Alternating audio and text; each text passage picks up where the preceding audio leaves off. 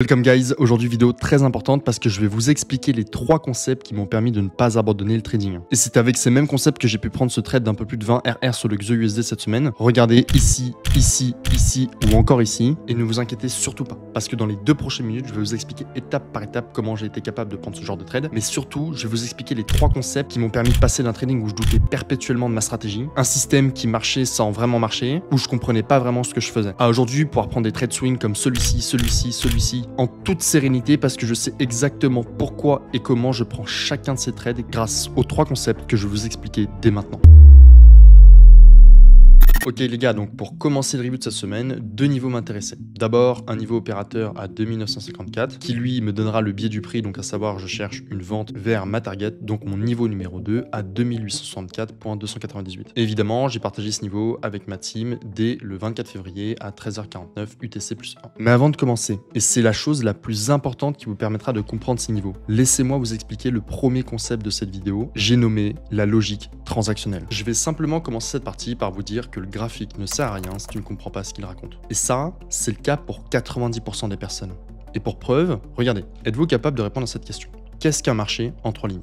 Qui sont les opérateurs qui font réellement bouger le marché? Et essayez de me donner la raison objective et littérale d'une transaction. Qu'est-ce que c'est que réellement? Si vous n'êtes pas capable de répondre à ces 3 questions, eh bien c'est comme si vous essayez de lire un livre dans une langue que vous n'avez pas réellement compris. Vous doutez, vous êtes en incertitude et vous remettez perpétuellement en question votre stratégie. C'est comme avancer sans savoir où vous allez. Alors la logique transactionnelle, c'est la dernière pièce manquante du puzzle. C'est la boussole qui vous permet de retrouver du sens dans un monde complètement chaotique.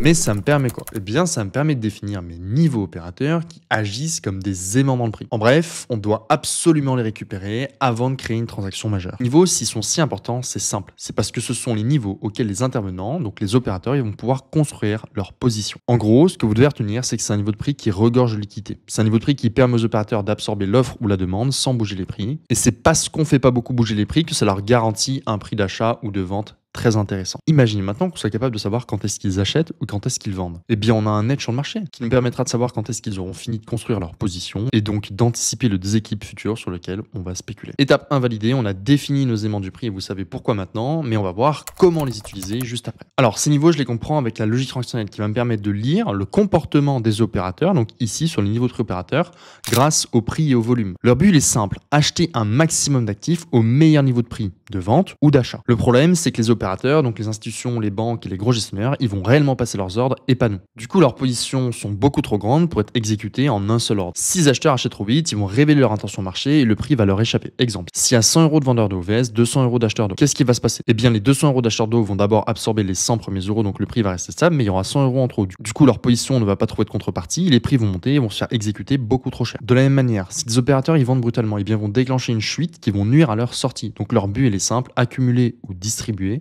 sans que le marché ne réagisse prématurément. La solution à tout ça, elle est très simple, c'est d'acheter ou de vendre discrètement des niveaux de prix moyens dans le but de trouver des contreparties au meilleur prix. Et pour trouver des contreparties, eh bien, on crée des processus qui font quoi? Qui laissent des traces dans le marché. C'est comme ça qu'on obtient les niveaux de prix opérateurs. Je vous résume ça très rapidement. La logique transactionnelle, c'est 4 phases. D'abord, une phase d'absorption, soit de l'offre, soit de la demande. Le but, ne pas faire bouger les prix. Grâce à ces empreintes, eh bien, on va trouver des niveaux de prix opérateurs qui nous permettent de comprendre comment les opérateurs achètent et vendent un maximum d'actifs au meilleur niveau de prix. L'idée, c'est d'être capable de les interpréter pour savoir quand est-ce que la pénurie arrive. Lorsque la pénurie arrive, eh bien, on se retrouve dans une situation extrêmement intéressante pour trader le marché EPA, phase au cours de laquelle on rentre en position, avant de se retrouver dans une phase IPA, au cours de laquelle eh bien, on pourra prendre de gros profits rapidement et sans aucun stress, puisqu'à ce moment-là, le marché ne fait plus face à aucune contrepartie, donc il chute extrêmement violemment, nous permettant de prendre de gros profits. Et enfin, à la phase numéro 3, à savoir la phase de pénurie. C'est cette phase qui arrive juste avant la phase EPA, qui nous permettra d'avoir une transaction extrêmement volatile. Et bien entendu, si c'est possible, c'est parce qu'on se trouve juste après la phase d'absorption où on a défini nos niveaux de prix opérateurs. Donc dans cette phase de pénurie, qu'est-ce qu'on va rechercher? Je commence directement par notifier mes cassures de structure potentielles, à partir desquelles je vais observer comment le prix se comporte dessus.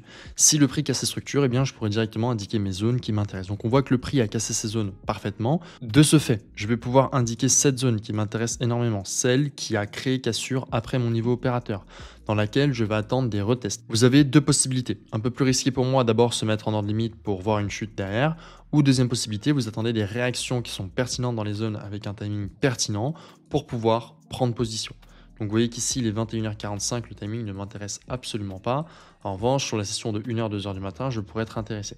Et donc on voit ici qu'à 2h, 3h du matin, donc dans la session open asiatique, j'observe à nouveau des cassures EPA qui sont très intéressantes et à partir desquelles j'ai pu prendre position, où j'ai mis mon stop loss juste au-dessus pour avoir une première target sur les lots. Pour compléter et valider la phase de pénurie, ce que je dois voir, c'est un IPA important, c'est-à-dire que le marché doit être déséquilibré. Si le marché est amené à être déséquilibré et casse à nouveau ses structures, on observera 2 cassures EPA. Ça nous amènera à la phase numéro 4 du cycle. Et c'est exactement pour ça qu'ici, il fallait être patient. Beaucoup ont pris des décisions psychologiques irrationnelles. Pour valider la phase de pénurie, on attend d'abord d'avoir ces cassures.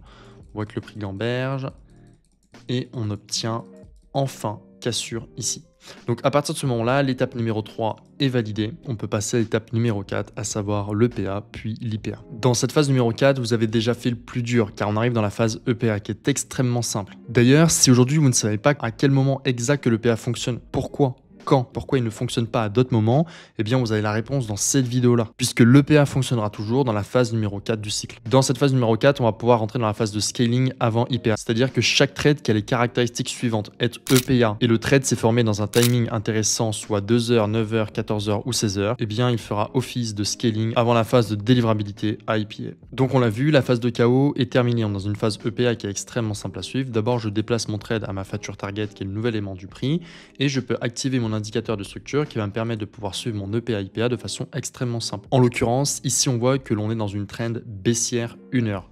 Donc à chaque fois que mon trade va me procurer des setups dans cette trend là, eh bien je serai en mesure de les prendre et de continuer à jouer. Ici on voit qu'on a une nouvelle cassure EPA qui s'effectue sur les coups de 13h 14h. Malheureusement à 13h 14h, on n'a pas de trade significatif à prendre. On se retrouve en M15 et on voit qu'en M15 on a toujours une trend baissière et qu'on est parfaitement efficient à ce moment-là. À savoir que sur le gold, il y a un timing qui peut m'intéresser également, c'est celui de 15h30. Et en l'occurrence, dans notre cas ici, eh bien, il a été très intéressant puisqu'on vient récupérer les liquidités à 15h30 et on valide le setup juste ici sur l'open américain.